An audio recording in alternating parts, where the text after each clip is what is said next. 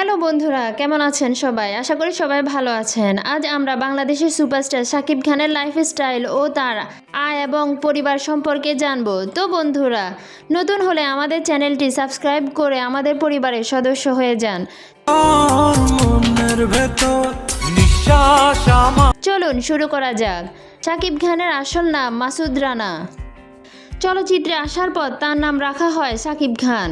তার পেশা অভিনয় ও চলচ্চিত্র প্রযোজনা। তার জন্মস্থান নারায়ণগঞ্জ, বাংলাদেশ। জন্ম তারিখ 28 মার্চ 1979 সাল। বর্তমানে তার বয়স 46 বছর।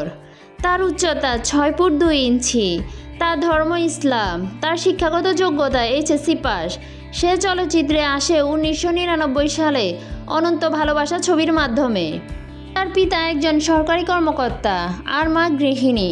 তিনি 18 এপ্রিল 2008 সালে গোপনে অপু বিশ্বাসকে বিয়ে করে। তাদের কোল জুড়ে আসে এক পুত্র সন্তান। তার নাম রাখা হয় আব্রাহাম খান জয়। কিছুদিন সংসার করার পর আবার তাদের 22 ফেব্রুয়ারি 2018 সালে ডিভোর্স হয়ে যায়। শাকিব খান তার প্রতিটি ছবির জন্য 50 থেকে 70 লাখ টাকা নিয়ে থাকেন।